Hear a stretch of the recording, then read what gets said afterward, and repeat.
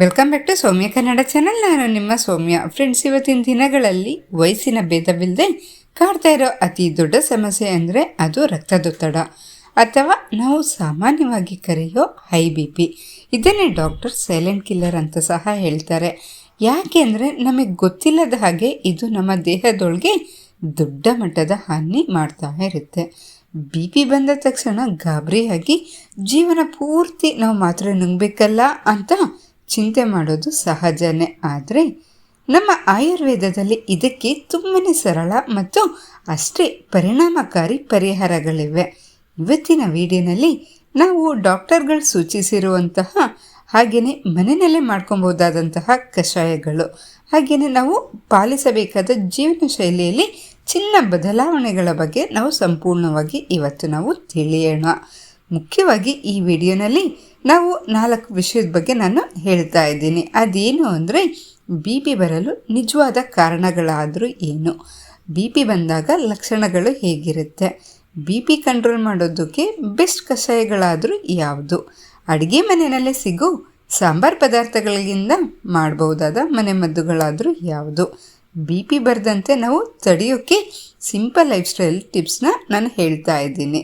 ದಯವಿಟ್ಟು ವಿಡಿಯೋನ ಕೊನೆ ತನಕ ನೋಡಿ. ಯಾಕೆಂದರೆ ನಮ್ಮ ಆರೋಗ್ಯಕ್ಕಿಂತ ದೊಡ್ಡ ಆಸ್ತಿ ಬೇರೆ ಏನೂ ಇಲ್ಲ ಅಲ್ವಾ. ಬನ್ನಿ ಶುರು ಮಾಡೋಣ. ನಮಗೆ ಹೈ BP ಇದೆ ಅಂತ ಹೇಗೆ ಗೊತ್ತಾಗುತ್ತೆ? ಸ್ಟಾರ್ಟಿಂಗಲ್ಲಿ ಯಾವುದೇ ರೀತಿಯ ನಮ್ಮ ದೇಹ ಲಕ್ಷಣವನ್ನು ತೋರಿಸಲ್ಲ, ಆದರೆ ನಾವು ಗಮನವಿಟ್ಟು ನೋಡ್ಕೊಬೇಕಾಗತ್ತೆ. ಆಗ ನಮ್ಮ ದೇಹ ಈ ಮುನ್ಸೂಚನೆಯನ್ನು ನೀಡ್ತಾ ಇರುತ್ತೆ. ಆ ಲಕ್ಷಣಗಳಾದರೂ ಯಾವುದು ಅಂದರೆ ಪದೇ ಪದೇ ತಲೆನೋವು ಬರೋದು, ತಲೆ ಸುತ್ತೋದು, ಸ್ವಲ್ಪ ಕೆಲಸ ಮಾಡಿದ್ರೂ ವಿಪರೀತ ಸುಸ್ತಾಗೋದು, ಎದೆ ಬಡಿತ ಜೋರಾಗೋದು, ನೈಟ್ ಟೈಮಲ್ಲಿ ಸರಿಯಾಗಿ ನಿದ್ದೆ ಬರೋಲ್ಲ, ಹಾಗೆಯೇ ಇವೆಲ್ಲ ಲಕ್ಷಣಗಳು ನಮ್ಮ ದೇಹ ತೋರಿಸ್ತಾ ಇರುತ್ತೆ. ತುಂಬ ಜನಕ್ಕೆ BP ಬರಲು ಮುಖ್ಯ ಕಾರಣ ಏನು ಅಂದರೆ ಮಾನಸಿಕ ಒತ್ತಡ, ಸ್ಟ್ರೆಸ್ ಅಂತ ಹೇಳ್ತೀವಿ. ಇಂದಿನ ಜಂಜಾಟದ ಜೀವನದಲ್ಲಿ ಟೆನ್ಷನ್ಗಳು ತುಂಬಾ ಜಾಸ್ತಿ ಪ್ರತಿಯೊಬ್ಬರಿಗೂ. ಇದ್ರ ಜೊತೆಗೆ ಸಾಕಾಗಲ್ಲ ಅಂತ ನಾವು ನಮ್ಮ ಊಟದಲ್ಲಿ ಉಪ್ಪಿನ ಬಳಕೆನ ಹೆಚ್ಚಾಗಿ ಬಳಸ್ತಾ ಇರ್ತೀವಿ. ಸಮಯಕ್ಕೆ ಸರಿಯಾಗಿ ಊಟ ಮಾಡಲ್ಲ, ಹಾಗೆಯೇ ದೈಹಿಕ ವ್ಯಾಯಾಮ ಅನ್ನೋದು ಮಾಡೋದೇ ಇರಲ್ಲ. ಇದೆಲ್ಲರ ಜೊತೆಗೆ ದೇಹದ ತೂಕ ಹೆಚ್ಚಾಗ್ತಾ ಇದ್ದರೆ ಅಂದರೆ ಒಬೆಸಿಟಿ, BP ಬರೋ ಸಾಧ್ಯತೆ ಕೂಡ ತುಂಬಾ ಹೆಚ್ಚು ಅಂತಲೇ ಹೇಳ್ಬೋದು. BPನೇ ಅಲ್ವಾ, ಏನಾಗುತ್ತೆ ಬಿಡು ಅಂತ ನಾವೇನಾದ್ರು ನೆಗ್ಲೆಕ್ಟ್ ಮಾಡಿದ್ರೆ ಮುಂದೆ ಹಾರ್ಟ್ ಅಟ್ಯಾಕ್ ಆಗ್ಬೋದು, ಅಥವಾ ಸ್ಟ್ರೋಕ್ ಆಗ್ಬೋದು, ಪ್ಯಾರಾಲಿಸಿಸ್ ಆಗ್ಬೋದು, ಕಿಡ್ನಿ ಸಮಸ್ಯೆಗಳು ಬರೋ ಅಪಾಯವೂ ಸಹ ಇರ್ಬೋದು. ಹಾಗಾಗಿ ನಾವು ಸ್ಟಾರ್ಟಿಂಗಲ್ಲೇ ಈ BPಯನ್ನು ಕಂಟ್ರೋಲ್ ಮಾಡೋದು ತುಂಬಾ ಮುಖ್ಯ ಆಗುತ್ತೆ. ಈಗ ಡಾಕ್ಟರ್ಗಳು ಹೇಳಿರೋಂತಹ ಇದನ್ನು ಸುಲಭವಾಗಿ ಮನೆಯಲ್ಲೇ ತಯಾರಿಸ್ಕೊಬೋದಾದಂತಹ ಕೆಲವು ಪವರ್ಫುಲ್ ಚೂರ್ಣಗಳು ಮತ್ತು ಕಷಾಯದ ಬಗ್ಗೆ ನಾವು ಈಗ ನೋಡೋಣ. ಇದು ತುಂಬಾ ಈಸಿ. ಇದಕ್ಕೆ ಬೇಕಾಗಿರೋದು ಜಸ್ಟ್ 5 ವಸ್ತುಗಳು. ಇದು ತುಂಬಾ ಈಸಿಯಾಗಿ ನಮಗೆ ಸಿಗುತ್ತೆ. ಅದು ಯಾವ್ದು ಅಂದರೆ ಕರಿಬೇವು, ತುಳಸಿ ಎಲೆ, ಪುದೀನ ಸೊಪ್ಪು, ಜೀರಿಗೆ ಮತ್ತು ಕೊತ್ತಂಬರಿ ಬೀಜ, ಧನಿಯಾ. ಈ 5 ವಸ್ತುಗಳನ್ನ ಏನು ಮಾಡಬೇಕು, ನಾವು ಸಮ ಪ್ರಮಾಣದಲ್ಲಿ ತಗೊಂಡು ಇದನ್ನು ಚೆನ್ನಾಗಿ ನಾವು ನೆರಳಿನಲ್ಲೇ ಒಣಗಿಸ್ಬೇಕಾಗತ್ತೆ. ನೆರಳಿನಲ್ಲಿ ಚೆನ್ನಾಗಿ ಒಣಗಿದ ಮೇಲೆ ನಾವು ಪುಡಿ ಮಾಡಿ ಒಂದು ಬಾಕ್ಸ್ ಜಾರಲ್ಲಿ ಇಟ್ಕೊಬೇಕು. ಈಗ ನಾವು ಹೇಗೆ ಇದನ್ನು ಯೂಸ್ ಮಾಡಬೇಕು ಈ ಪುಡಿನ ಅಂತ ನಾವು ನೋಡೋಣ. ನಾವು ಪ್ರತಿದಿನ ಬೆಳಗ್ಗೆ ಮತ್ತು ಸಂಜೆ ಒಂದು ಅರ್ಧ ಸ್ಪೂನಷ್ಟು ಈ ಪುಡಿಯನ್ನು ಸುಮಾರು 50 ml ಅಂದರೆ 1/4 ಲೋಟ ನೀರಿನಲ್ಲಿ ಈ ಪುಡಿಯನ್ನು ಹಾಕ್ಬಿಟ್ಟು ಚೆನ್ನಾಗಿ ಮಿಕ್ಸ್ ಮಾಡಿ ನಾವು ಕುಡಿಬೇಕಾಗತ್ತೆ. BP ಜೊತೆಗೆ ಹೃದಯದ ಆರೋಗ್ಯವನ್ನು ಕಾಪಾಡ್ಕೊಳ್ಳೋಕ್ಕೆ ಈ ಮಿಶ್ರಣ ಬೆಸ್ಟ್ ಅಂತಲೇ ಹೇಳ್ಬೋದು. ಅದು ಯಾವುದು ಅಂದರೆ ಬಿಳಿ ಮತ್ತಿ ಮರದ ತೊಗಟೆ, ಅಥವಾ ಇದನ್ನು ಕೆಲವು ಕಡೆ ಅರ್ಜುನನ ತೊಗಟೆ ಅಂತ ಸಹ ಕರೀತಾರೆ. ಬೆಟ್ಟದ ನೆಲ್ಲಿಕಾಯಿ ಪುಡಿ, ಕಲ್ಲು ಸಕ್ಕರೆ ಅಥವಾ ಪಟಿಕ ಬೆಲ್ಲ, ಈ 3 ಸಮ ಪ್ರಮಾಣದಲ್ಲಿ ಸೇರಿಸಿ ಒಂದು ಪುಡಿ ಥರ ಮಾಡಿ ಇಟ್ಕೊಳ್ಳಿ. ಈಗ ನೀವು ಒಂದು ಅರ್ಧ ಕಪ್ ನೀರಿನಲ್ಲಿ ಈ ಒಂದು ಅರ್ಧ ಸ್ಪೂನಷ್ಟು ಈ ಪುಡಿಯನ್ನು ಮಿಕ್ಸ್ ಮಾಡಿಬಿಟ್ಟು ನೀವು ಕುಡಿಯೋದ್ರಿಂದ ಹೃದಯಕ್ಕೆ ಬಲವನ್ನು ಈ ಪುಡಿ ನೀಡುತ್ತೆ. BP ಜೊತೆಗೆ ಹೃದಯದ ಆರೋಗ್ಯವನ್ನು ಕಾಪಾಡಿಕೊಳ್ಳಲು ಈ ಮಿಶ್ರಣ ಬೆಸ್ಟ್ ಅಂತಲೇ ಹೇಳ್ಬೋದು. ಅದು ಯಾವುದು ಅಂದರೆ ಬಿಳಿ ಮತ್ತಿ ಮರದ ತೊಗಟೆ, ಅಥವಾ ಇದನ್ನು ಅರ್ಜುನನ ತೊಗಟೆ ಅಂತ ಸಹ ಕರೀತಾರೆ. ನೆಕ್ಸ್ಟ್ ಬಂದು ಬೆಟ್ಟದ ನೆಲ್ಲಿಕಾಯಿ ಪುಡಿ, ಕಲ್ಲು ಸಕ್ಕರೆ, ಈ 3 ಇಂಗ್ರೀಡಿಯೆಂಟ್ಸ್ ಬೇಕಾಗುತ್ತೆ. ಈ 3 ಪದಾರ್ಥಗಳನ್ನ ನೀವು ಸಮ ಪ್ರಮಾಣದಲ್ಲಿ ಸೇರಿಸ್ಬಿಟ್ಟು ನೀವು ಒಂದು ಪುಡಿ ಥರ ಮಾಡಿ ನೀವು ಸ್ಟೋರ್ ಮಾಡಿ ಇಟ್ಕೊಬೋದು. ಹಾಗಾದರೆ ಇದನ್ನು ಹೇಗೆ ಯೂಸ್ ಮಾಡಬೇಕು ಅಂದರೆ ನೀವು ಒಂದು ಅರ್ಧ ಗ್ಲಾಸಷ್ಟು ನೀರನ್ನು ತಗೊಳ್ಳಿ. ಇದಕ್ಕೆ ನೀವು ಒಂದು ಅರ್ಧ ಸ್ಪೂನಷ್ಟು ಈ ಪುಡಿಯನ್ನು ಮಿಕ್ಸ್ ಮಾಡಿ ನೀವು ಕುಡಿತಾ ಬನ್ನಿ. ಈ ಥರ ಕುಡಿಯೋದ್ರಿಂದ BP ಕಂಟ್ರೋಲ್ ಆಗುತ್ತೆ, ಹಾಗೆಯೇ ಹೃದಯಕ್ಕೂ ಸಹ ಬಲವನ್ನು ನೀಡ್ತಾ ಹೋಗುತ್ತೆ.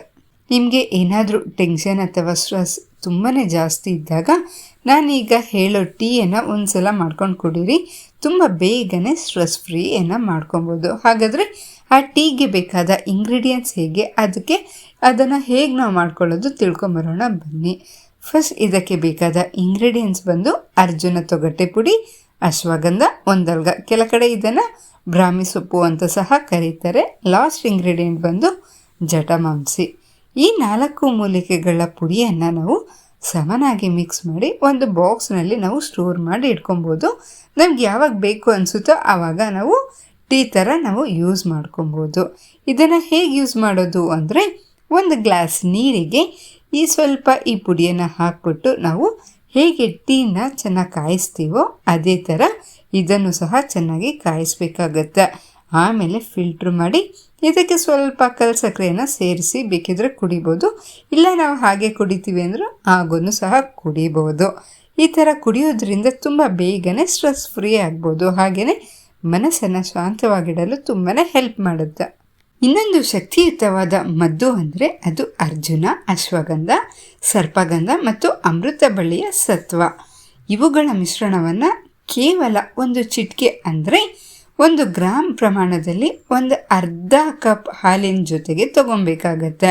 ಆದರೆ ನೆನಪಿಡಿ, ಸರ್ಪಗಂಧ ಬಳಸೋ ಮೊದಲು ನೀವು ಆಯುರ್ವೇದ ವೈದ್ಯರ ಸಲಹೆ ಪಡೆಯೋದು ತುಂಬಾ ಒಳ್ಳೆಯದು. ನಮ್ಮ ಅಡುಗೆ ಮನೆಯೇ ಒಂದು ಮೆಡಿಕಲ್ ಶಾಪ್ ಇದ್ದ ಹಾಗೆ ಅದರಲ್ಲಿರೋ ವಸ್ತುಗಳಿಂದಲೇ ನಾವು ನಮ್ಮ BPಯನ್ನು ಕಂಟ್ರೋಲ್ ಮಾಡೋದು ಹೇಗೆ ಅಂತ ಈಗ ನೋಡೋಣ ಬನ್ನಿ.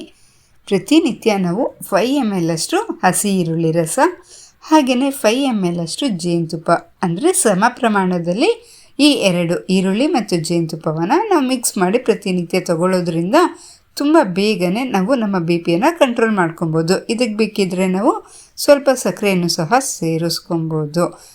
ಶುಂಠಿ ರಸ, ಕೊತ್ತಂಬರಿ ಸೊಪ್ಪಿನ ರಸ, ನಿಂಬೆಹಣ್ಣಿನ ರಸ ಮತ್ತು ಜೇನುತುಪ್ಪ, ಈ 4 ನಾವು ಸಮ ಪ್ರಮಾಣದಲ್ಲಿ 1 ಕಪ್ ನೀರಿನಲ್ಲಿ ನಾವು ಮಿಕ್ಸ್ ಮಾಡಿ ಪ್ರತಿನಿತ್ಯ ಕುಡಿತಾ ಬರೋದ್ರಿಂದ ಇದು ರಕ್ತ ಸಂಚಾರವನ್ನು ಸರಿಪಡಿಸುತ್ತೆ.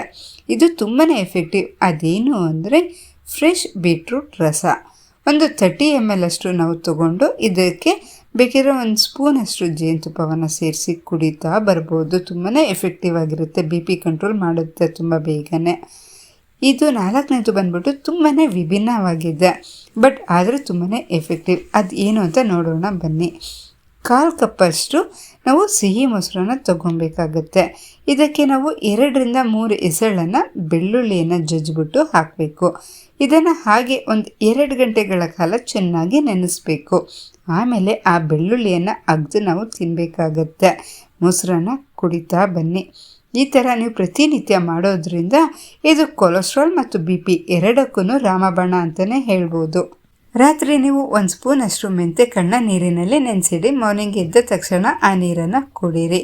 ಈ ಥರ ನೀವು ಕ್ರಮ ತಪ್ಪದೆ ಮಾಡ್ತಾ ಬರೋದ್ರಿಂದ ನಿಮ್ಮ BP ಮತ್ತು ಶುಗರ್ ಈ ಎರಡೂ ಸಹ ಕಂಟ್ರೋಲಿಗೆ ಬರುತ್ತೆ. ನಾವು ಎಷ್ಟೇ ಕಷಾಯ ಕುಡಿದ್ರೂ ನಮ್ಮ ಲೈಫ್ ಸ್ಟೈಲ್ ಸರಿಗಿಲ್ಲ ಅಂದರೆ ಏನೂ ಪ್ರಯೋಜನ ಆಗಲ್ಲ. ಸೊ ಇದಕ್ಕೋಸ್ಕರ ಡಾಕ್ಟರ್ ಹೇಳಿರೋ ಕೆಲ ಸಿಂಪಲ್ ಟಿಪ್ಸ್ಗಳು ಇಲ್ಲಿದೆ. ಅದೇನು ಅಂತ ನೋಡ್ಕೊಂಬರೋಣ ಬನ್ನಿ. BP ಇರೋರು ಉಪ್ಪು ತುಂಬಾ ಕಡಿಮೆ ತಿನ್ನಬೇಕು ಅಂತ ನಮ್ಮೆಲ್ಲರಿಗೂ ಗೊತ್ತು. ಇದಕ್ಕೊಂದು ಐಡಿಯಾ ಇದೆ.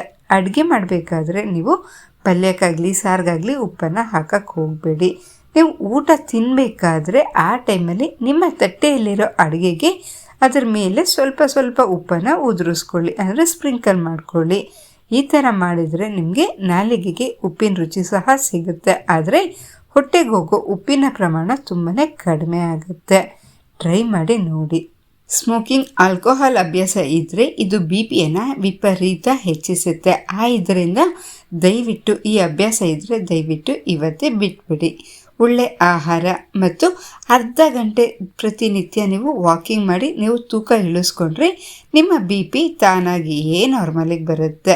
ಇನ್ನು ಎಣ್ಣೆ ಪದಾರ್ಥಗಳು, ತುಪ್ಪ, ಬೆಣ್ಣೆಯನ್ನು ಕಡಿಮೆ ಮಾಡಿ ಹಸಿರು ತರಕಾರಿ, ಸೊಪ್ಪುಗಳನ್ನ ಜಾಸ್ತಿ ತಿನ್ನೋದನ್ನು ಅಭ್ಯಾಸ ಮಾಡಿಕೊಳ್ಳಿ. ಮನಸ್ಸು ಶಾಂತವಾಗಿದ್ದರೆ BP ಏರೋದಿಲ್ಲ. ನಿದ್ದೆ ಬರಲ್ಲ ಅನ್ನೋರು ಜಟಮಾಂಸಿ, ದಾಲ್ಚಿನ್ನಿ ಚಕ್ಕೆ ಹಾಗೆಯೇ ಪಚ್ಕರ್ಪೂರವನ್ನು ನೀರಿನಲ್ಲಿ ಚೆನ್ನಾಗಿ ಕುದಿಸ್ಬಿಟ್ಟು ಇದರಿಂದ ನೀವು ಕುಡಿಯೋದ್ರಿಂದ ಇದರಿಂದ ನಿಮಗೆ ಹಾಯಾಗಿ ನಿದ್ದೆ ಬರುತ್ತೆ. ಈ ಚಿಕ್ಕ ಪುಟ್ಟ ಬದಲಾವಣೆಗಳು ನಿಮ್ಮ ಆರೋಗ್ಯದಲ್ಲಿ ದೊಡ್ಡ ಮ್ಯಾಜಿಕ್ ಮಾಡಬಲ್ಲದು. BP ಅನ್ನೋದು ತುಂಬ ಗಂಭೀರವಾದ ಸಮಸ್ಯೆ.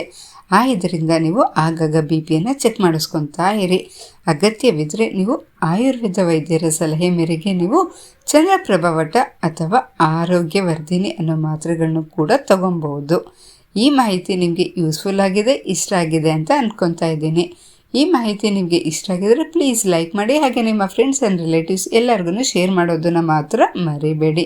ಇದೇ ತರಹ ಯೂಸ್ಫುಲ್ ಮಾಹಿತಿಗಾಗಿ ನೀವು ನಮ್ಮ ಸೌಮ್ಯ ಕನ್ನಡ ಚಾನಲನ್ನು ಇನ್ನೂ ಸಬ್ಸ್ಕ್ರೈಬ್ ಆಗಿಲ್ಲ ಅಂದರೆ ದಯವಿಟ್ಟು ಈಗಲೇ ನೀವು ಸಬ್ಸ್ಕ್ರೈಬ್ ಆಗೋದನ್ನು ಮಾತ್ರ ಮರಿಬೇಡಿ. ಮತ್ತೊಂದು ಇಂಟ್ರೆಸ್ಟಿಂಗ್ ವಿಷಯದ ಜೊತೆ ಮತ್ತೆ ನಾವು ಮುಂದಿನ ವಿಡಿಯೋನಲ್ಲಿ ಸಿಗೋಣ. ಅಲ್ಲಿವರೆಗೂ ನಗ್ನಗ್ತಾ ಇರಿ, ಆರೋಗ್ಯವಾಗಿರಿ. ನಮಸ್ಕಾರ. ನಾನು ನಿಮ್ಮ ಸೌಮ್ಯ.